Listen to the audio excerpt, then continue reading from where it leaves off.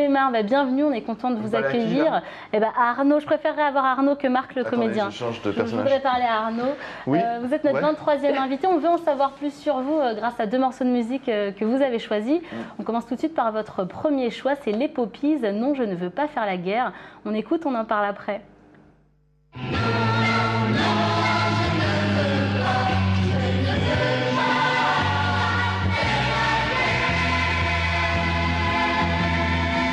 Alors, les Poppies, groupe français créé dans les années 70, uniquement des enfants dans une chorale.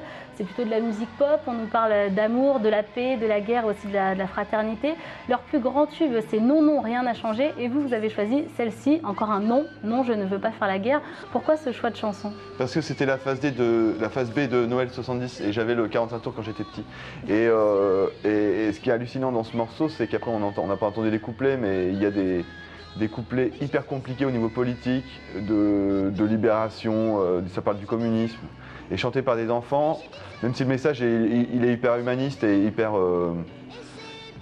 je suis plutôt d'accord avec ce qui est raconté, le fait de faire dire ça à ces enfants-là, c'est une sorte de propagande, mais de propagande juste. Donc ouais, j'étais baigné dans ce milieu de propagande républicaine, d'humanisme, et donc ça m'amuse. Libertine aussi. Oui, puis on voit que le communisme on voit que le communisme n'a pas atteint votre subconscient en rapport à la guerre de Rome. Et quand vous découvrez ce un morceau, enfant de la guerre froide. Comment? Vous êtes jeune quand vous écoutez ça du coup? Oui, vous avez oui, quel bien âge? sûr, je comprends pas. 6-7 ans, 8 ans. Est-ce que tes propagandes, c'est venu après en la réécoutant? Non, c'est en m'analysant moi-même par rapport à ce que je faisais comme travail. Je fais des spectacles pour emmener les gens dans des univers et pour essayer de les décentrer par rapport à leur... Enfin bon, je ne vais pas tout expliquer, mais je n'ai pas le temps. Mais disons que le but, c'est d'utiliser ces moyens de démagogie. Dans Paco chante la paix, mon premier spectacle, c'est des chansons pour la paix, où finalement, je les emmène à m'aimer moi par rapport à mon message, ce qui fait que je prends à moi un bon message pour devenir un dictateur. Dictateur de l'amour. Magnifique. On passe à votre second choix. C'est un humoriste américain qui nous chante I Trusted You. C'est Andy Kaufman. On écoute, on regarde, on en parle après. I trusted you, I trusted you, I trusted you, I trusted you, I trusted you, I trusted you, I trusted you,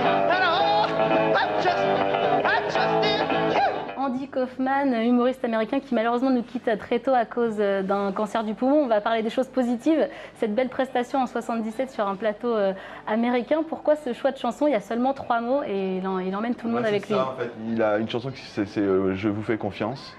Et donc pareil, un message plutôt positif, un peu démago, mais là, sauf que là, il insiste. Ça, je crois que la chanson elle dure 7 minutes, il revient 4 fois.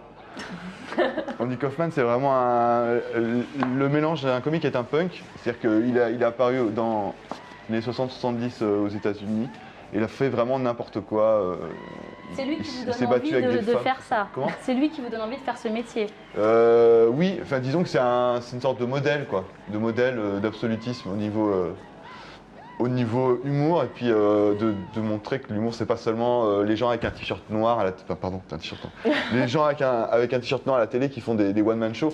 Il y a aussi des vagues dans l'humour, et lui il s'est fait virer toutes les chaînes, enfin il a vraiment il mélange la vie aussi et la fiction, il mêle vraiment les deux. Donc ça, en plus, ça c'est une dominante aussi du théâtre de rue, c'est d'avoir une ambiguïté comme ça entre la réalité et l'imaginaire. C'est-à-dire que tu te balades dans la rue, puis d'un coup tu vois, je sais pas, par exemple, une cigogne qui a des dents. Bon, un costume de cigogne. Non, en fait, le but du théâtre de rue c'était ça. Bon, mauvais exemple.